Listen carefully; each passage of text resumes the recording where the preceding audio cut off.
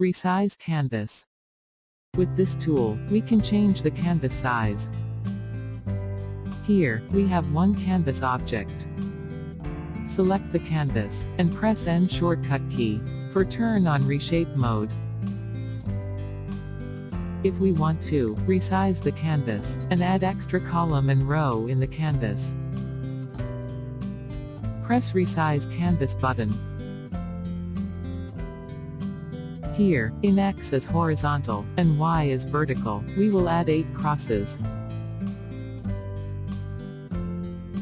And, in anchor position, we will select center.